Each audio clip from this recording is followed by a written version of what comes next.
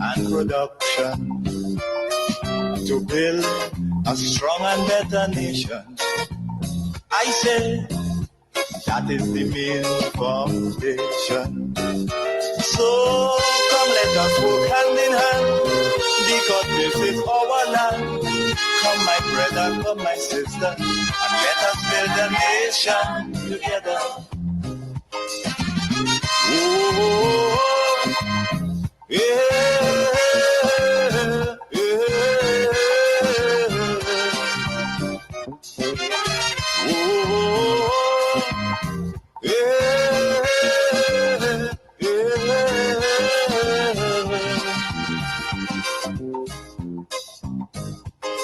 Come, my brother, come, my sister, and let us build Grenada, Carriacou, and Petit Martinique. I want to welcome you. I want to encourage those on Facebook and YouTube to please share the live. Sharing is caring. I want to say here from the get-go, those on the other side believe they can tell lies and cause people to believe in those lies. And maybe when the election comes around, they will then support them. That is what they believe. That is their strategy.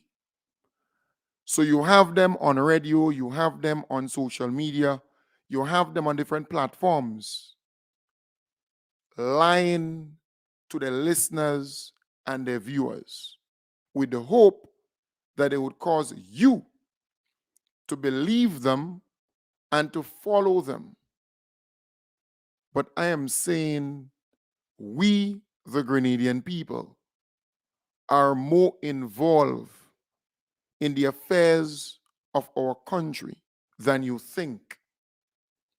Grenadians are following what is taking place here. And you can no longer use your platform to lie to the people or seek to distort the truth, to massage it so that you can get political mileage.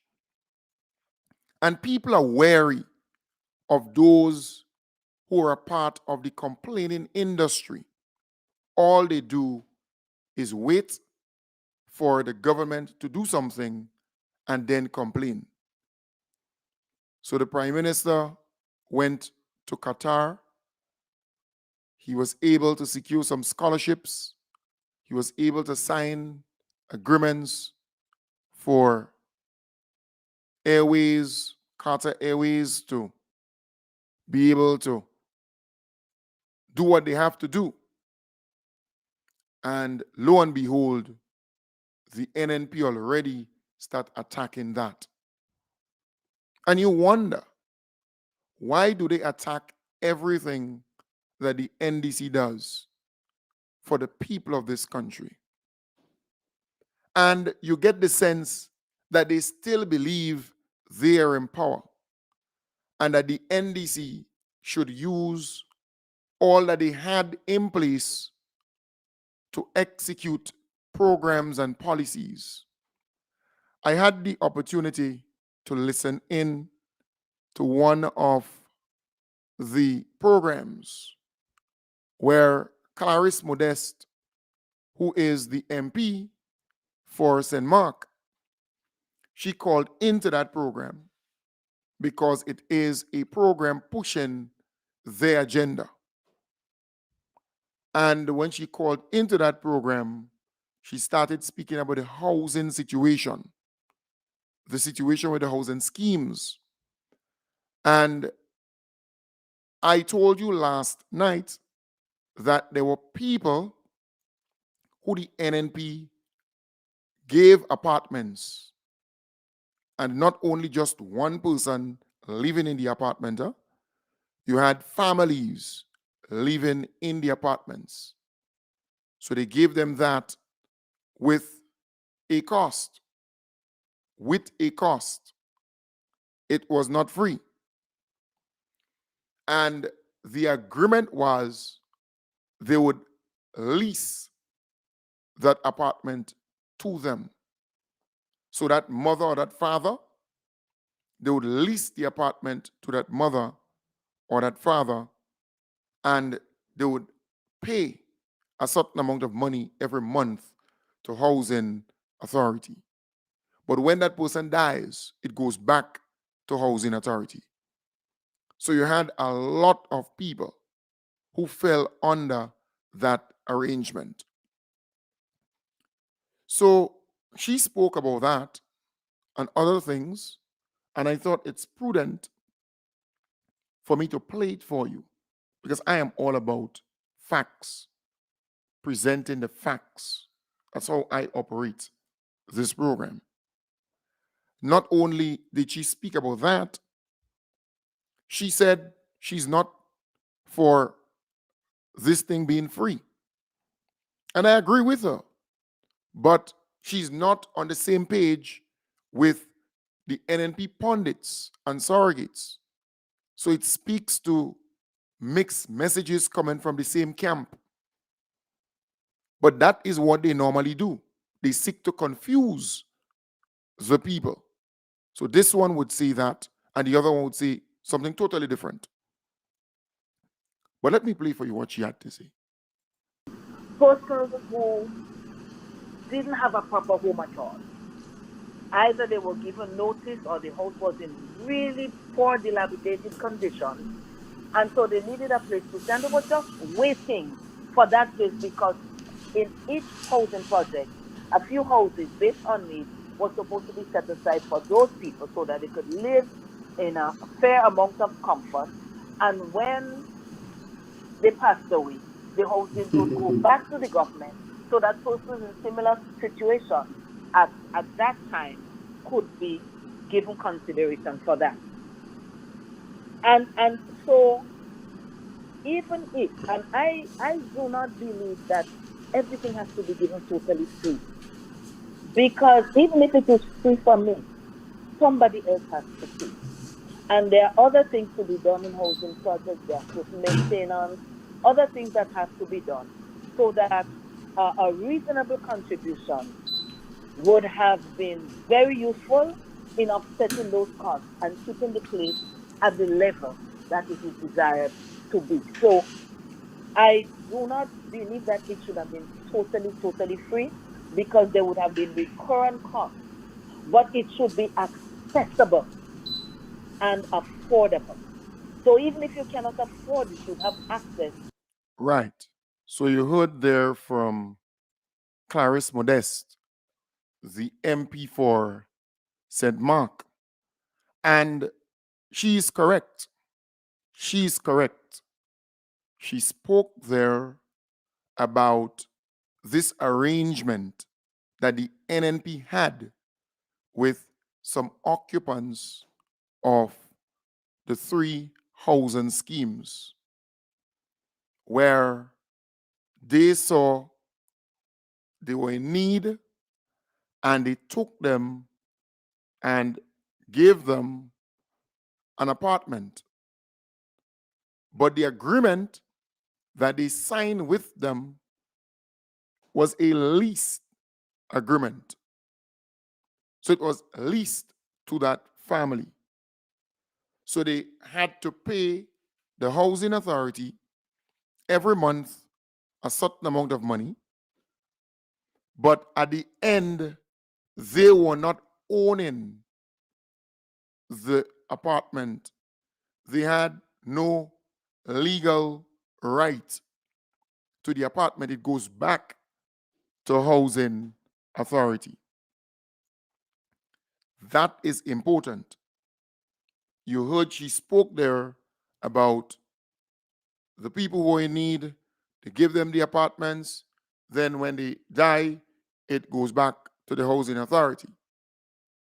But remember, these people will make children, and their children will be in that apartment. Don't forget that. Sometimes we have to think deeper than just the surface conversation. So the NNP gave a number of people apartments in Montrush Dabo, Soubise, and Frequenty, where they were actually paying a rent or a lease every month of $200 or $150 or $300. And when they die, that person who they gave, so that person may have 3 children.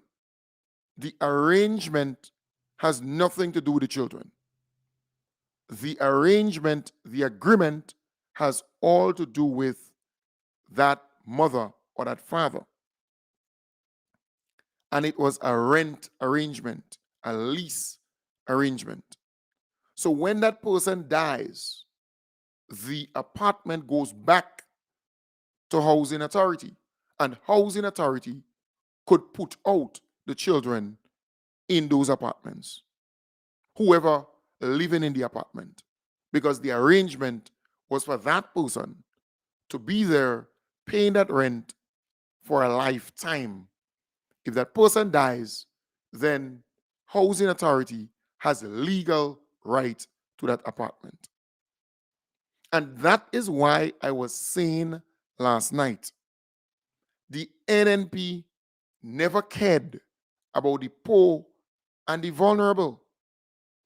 Because one, you saw them in need. You saw them in dire need for something better. The mere fact that they couldn't fix what they had, they didn't have the money. They were considered poor and vulnerable. You take them and you put them in an apartment, right, in the housing scheme. And they were to pay housing authority every month $200. They started paying first month, second month, third month, and then they stopped because they just couldn't continue paying because they poor and they vulnerable. But you gave them that property to live in, and once that person that signs the agreement dies, then the property goes back to housing authority. So the children in that property would forever be poor. And I am playing all of this and explaining all of this to show you that the NNP doesn't care about the poor and the vulnerable people that they speak about. Because if you saying to me that the person is in need, you see their needs, and you're concerned as a government, that's under the NNP time. And they take these people and they put them in an apartment at one of the housing schemes because they're poor.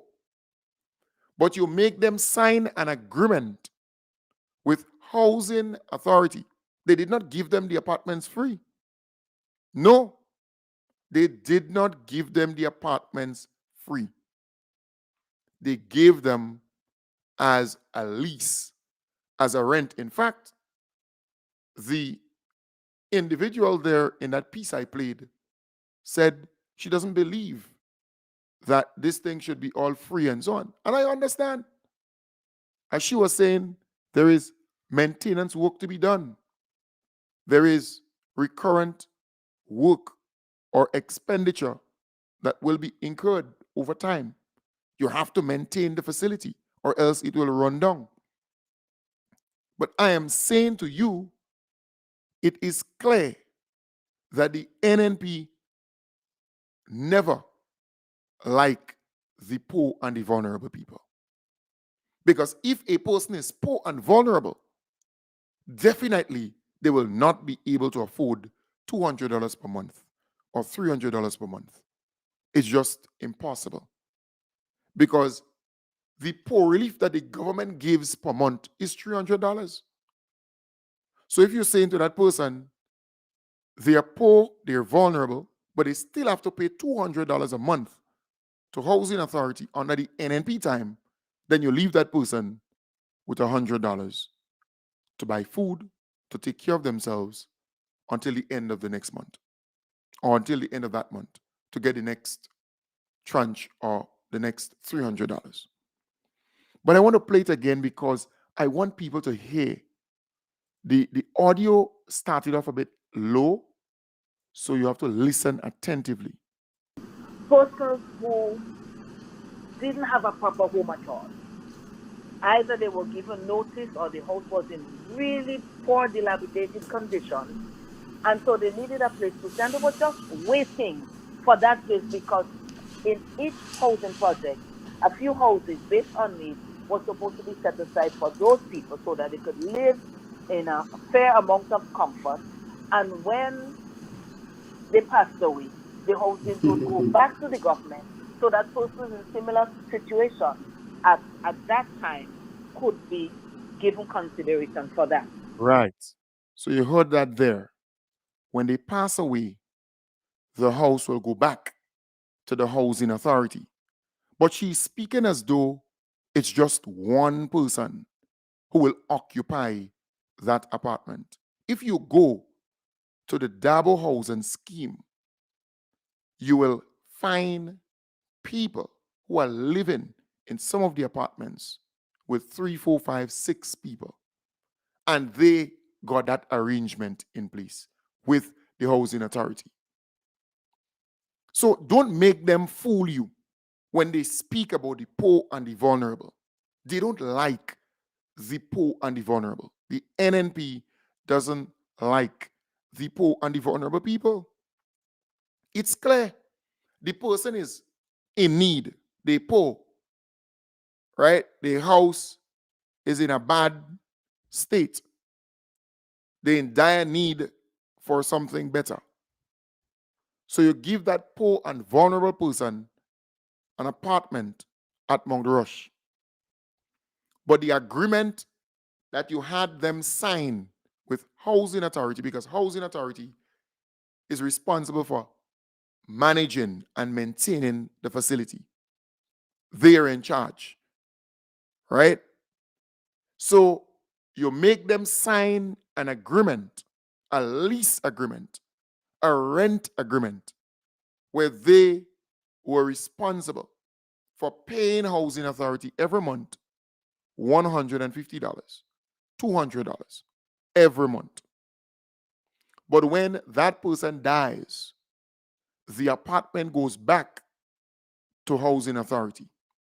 And that is the kind of arrangement that was in place with a lot of people in the 3 housing schemes under the NNP at Frequenty, at Mount Rush, and at Sobeys.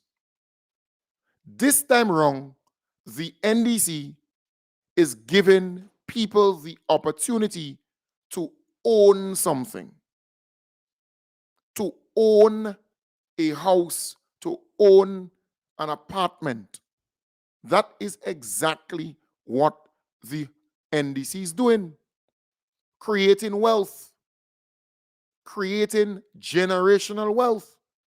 Because that mother who approaches the housing authority, gets selected for an apartment, goes to a financial institution because she's working, maybe for $1,200, maybe for $1,500. In fact, Clarice Modeste referenced who the low-income houses were actually built for. And she made reference to the amount of money they were looking at. $1,000, and it could be $1,200, but within there, a little above $1,000 or so. So that parent working for, let's say, $1,000, $1,200, she goes to housing authority. She gets selected. She then goes to the bank or the credit union because housing authority already spoken to the banks, spoken to the credit unions, the financial institutions. She gets that loan. She pays for her house. cash from housing authority. She gets her key. This is her house now, right? She has 3 children. She continues to pay the $140, the $200, the $250 every month. After 20 years, 25 years, she finishes paying. She owns that house. She owns that apartment. But what is even better, the apartment cost her $55,000 or $73,000. That is what she had to get from the financial institution to purchase the apartment from housing authority. But the actual markup, the value of that 2-bedroom apartment is $200,000. It is worth $200,000. So one time, same time, this single parent with 3 children has a property worth $204,000. $200,000+. That's equity right there. She can then go back to the bank and say, look, I got a loan from you. The property is valued at $205,000. I want a consolidated loan. I want an additional $20,000. So it would be, the loan would now be $93,000 instead of $73,000, because I want to buy a fridge, I want to buy a stove, I want to buy 2 beds, I want to buy a washing machine. The bank will then say, okay, because your property is worth $200,000 or $205,000, I will give you that loan. But that single parent continues to pay only $200, $200 or $250. But she has ownership of the property. The minute time she pays housing authority, she has title to the property now. The property belongs to her. So the NDC is creating generational wealth. The NDC is taking these people out of poverty, taking these people out of where they are, to making them own something, to have ownership of. They don't have to worry about getting a piece of land because the building is already constructed on land. It's simple. So when you look at what the NNP had in place versus what the NDC has in place now, NDC's plan, NDC's policy, NDC's approach to this is way better than the NNP. You don't need to be a genius to understand what I am saying. Let's look again at the NNP and what they had in place. 2 things. There were people who they gave those apartments to, and they called them quote unquote poor and vulnerable. They said that they were in need. They gave them the apartment as a rented agreement. So they rent them the apartment. They lease them the apartment. When the owner or when that person dies, the ownership goes back to the housing authority. So that person was actually paying every month, or supposed to have been paying every month, $200, $250, $150, whatever the arrangement. Every month, they were supposed to pay that kind of money to housing authority. But when that person dies, they do not own that property. It goes back to the housing authority.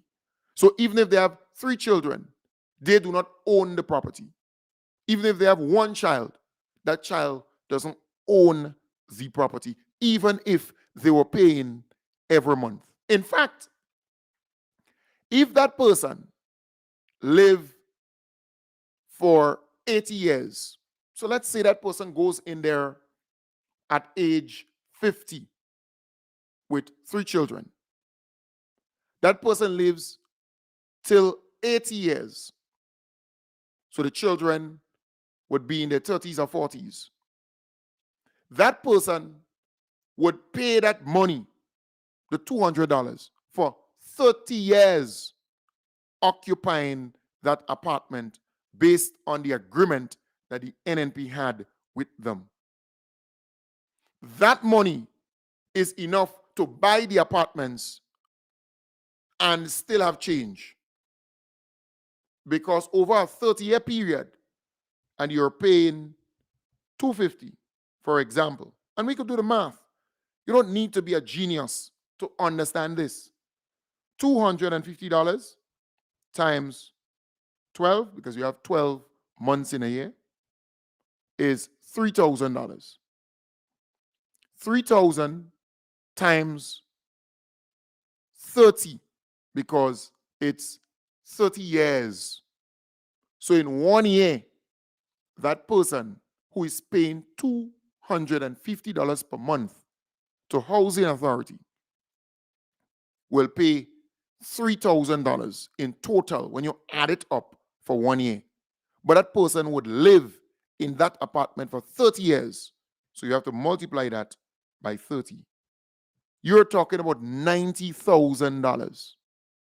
So that person over that 30-year period, right, living in that apartment would pay $90,000 to housing authority. And when that person dies at age 80, the ownership of that property goes back to the housing authority. That is the kind of arrangement the NNP had in place during their time. The second arrangement they had was where they distributed the apartments and they gave the people there a cost that they have to pay.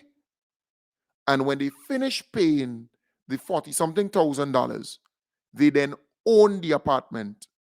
They then have ownership of the apartment. So don't confuse yourself. They had 2 arrangements. That is why I was explaining it last night.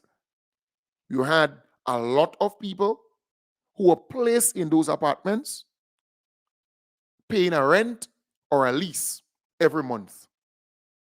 When they die, they do not own the apartment. It goes back to the housing authority.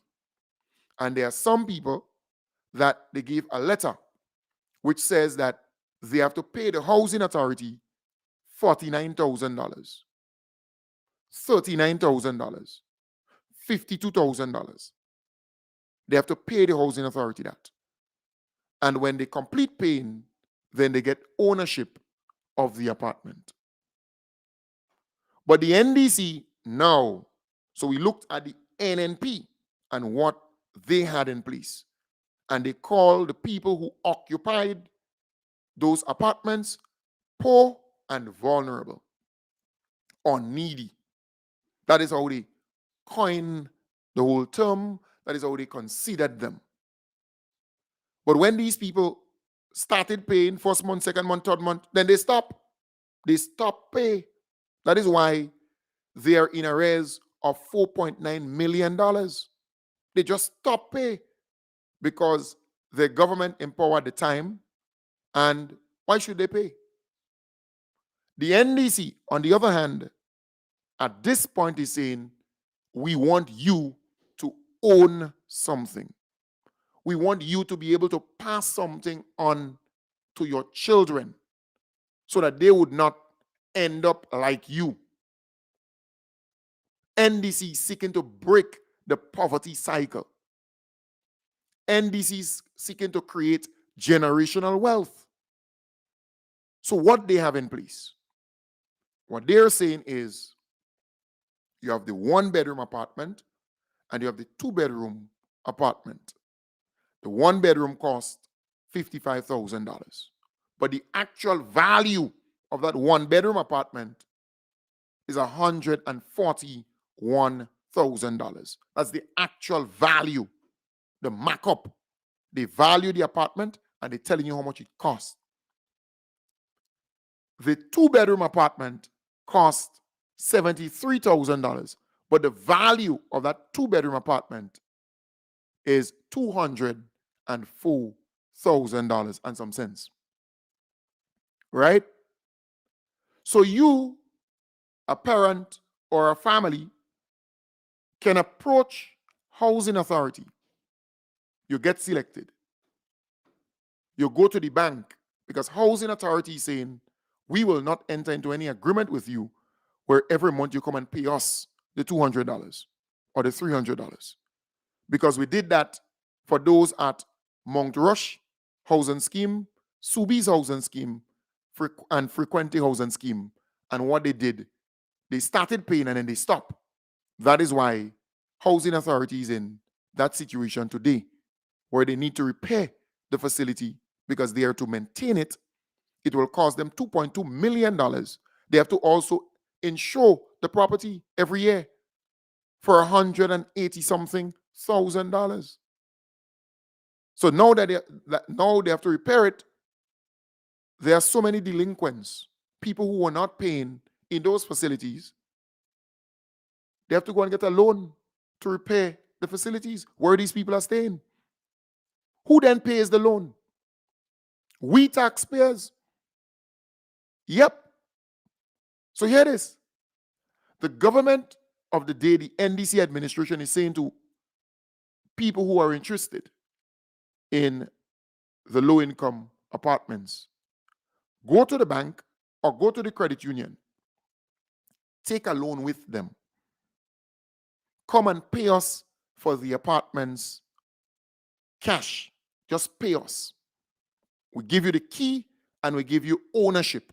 This is yours. This is your apartment. This is your block. This is your 2-bedroom apartment. But you will continue to pay the bank because they gave you a loan at 3% interest rate. So in the long and short, you may pay about $80,000 at the end to the bank, or $85,000 to the bank. That is what you will pay for the 2-bedroom. You will pay about that at the end of everything. If you're paying them the $300 every month or the $350 every month. But you will own the property. The apartment will be yours. And you can pass that apartment on to your child or your children. So they have a place called home. They have something that they can look forward to when you die. They don't have to be on the street, or as old people would say, even if you leave and you go and stay with your man or your woman, you could still come back home. Because even if you and that man or woman has a falling out, you could still find your way back home and crash in or stay. So the NDC is creating generational wealth and breaking the cycle of poverty in families, because there are families. The grandmother lived in poverty. She made 2 or 3 children. They came and they were living in poverty. They existed in poverty. Then they make children in that house and they continue to live in poverty. So I am saying NDC is breaking the cycle. The cycle. And we have to appreciate that. But here it is. Just as you appreciate what I am doing now, explaining this thing in very simple terms to you, you have those on the other side who are trying to tell lies to their listeners. Because they're saying to their listeners, well, you will not qualify for that house. You have to be working for $2,500 to qualify. And this person will not qualify, and that person will not qualify. Yeah, it's amazing. That's how they're doing it. And I would prove that to you. I will prove that to you while I am here explaining in very simple form what is at stake, comparing the NNP arrangement to the NDC arrangement. There are NNP pundits and surrogates who are actually out there on a record lying to the Grenadian people. Lying to the Grenadian people. And I will prove that. It's a pity because I have the video. Just a matter of me cutting that piece out and featuring it. So I would not feature the entire 1 hour and a half video. But it's important for us to explain to the people what is at stake. You will own something. When you die, your children will own something and they can sell it. In Dabo and Montrush and Soubise, a lot of the people who occupy those apartments, they cannot sell it. They don't have ownership of it. They cannot sell it. That's the difference. That is the difference.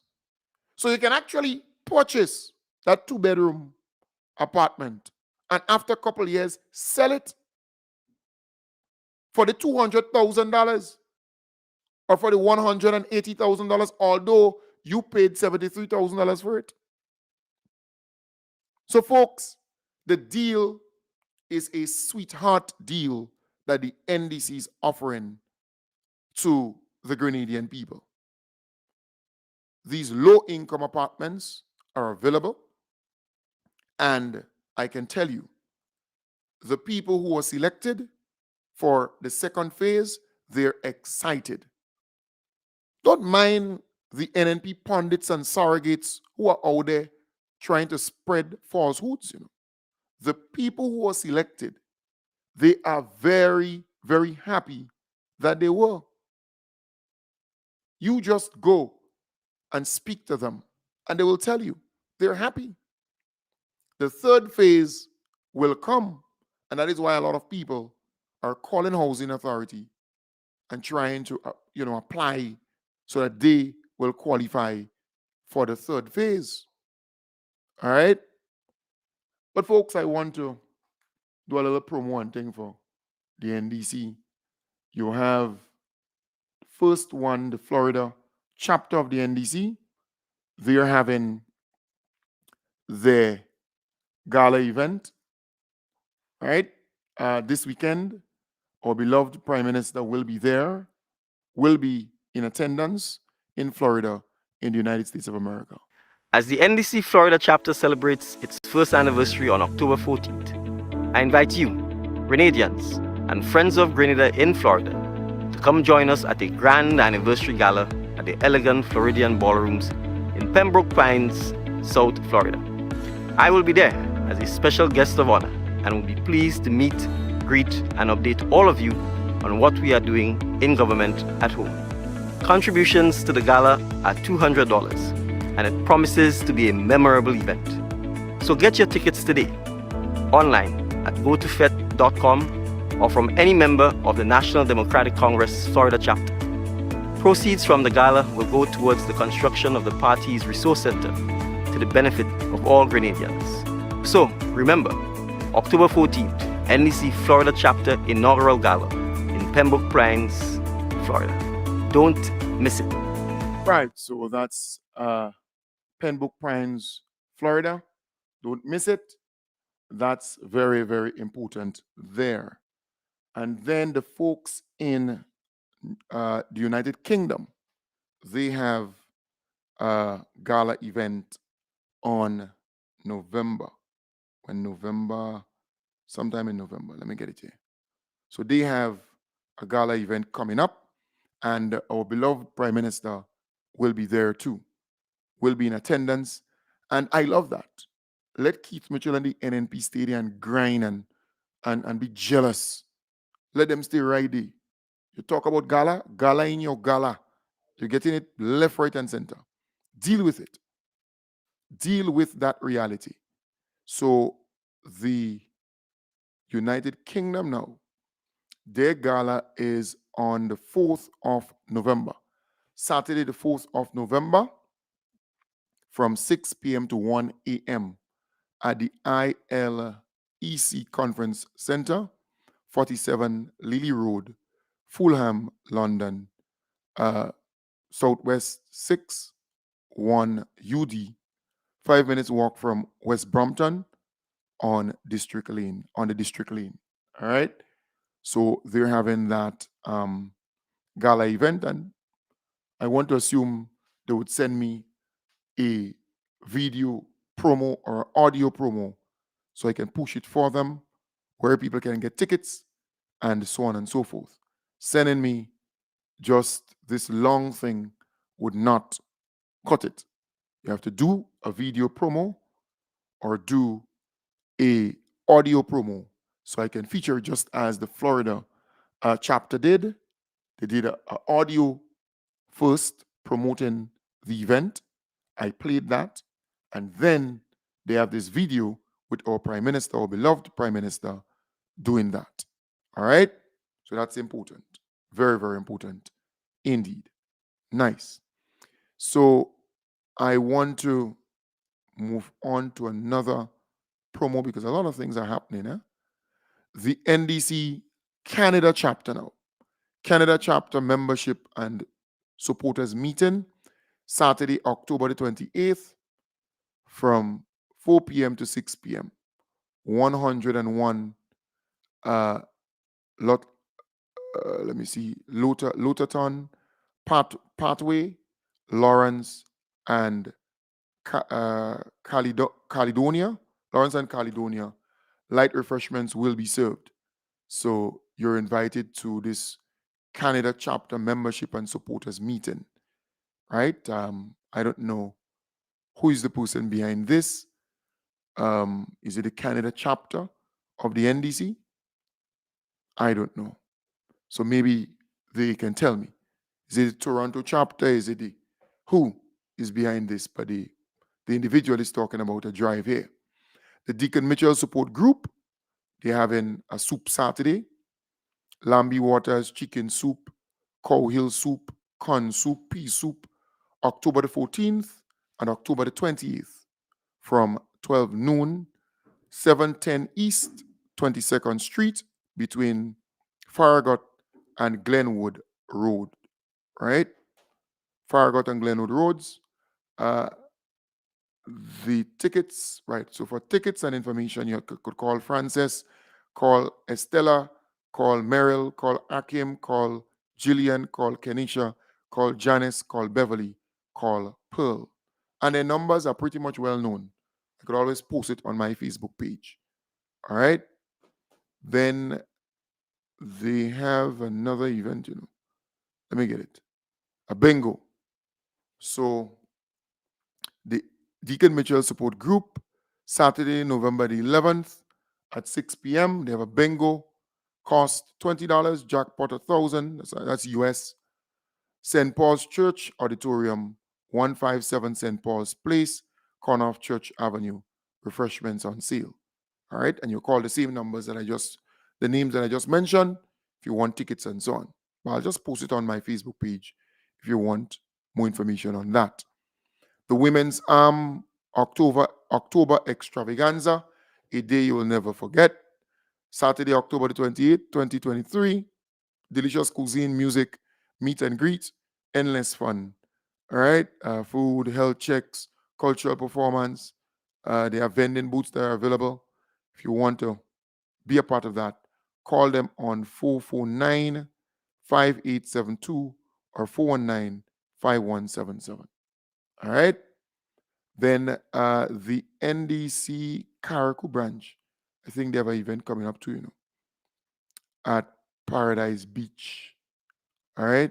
Domino night and camp registration. All right, good. I mean, that's different. I know the NDC. Let me get it here. Paradise Beach, right? So that's October the 19th, Paradise Beach, starting from, let me see the time. Starting, right, 12 p.m., 12 noon, the NDC Karaku Karaku branch. They're having a fundraiser there. Barbecue chicken, pork, big chicken, chicken and chips, and other eats. Go there and support them. And they have an ice cold bar awaiting you. All right? So quite a number of things taking place. So please go there and support. We're out of time. I want to thank you very much for being a part of the program this morning. I want to wish you all the best. I'll be back with you tonight in the hub, starting from 8 in the PM. And those who pledge their financial support to the program, please try to honor that because most of the pledge is still outstanding. So please try to honor that financial obligation. You know, you pledge saying that you're going to pledge or give X and give Y. Try to honor that commitment because most of it is still outstanding. Take good care and have a wonderful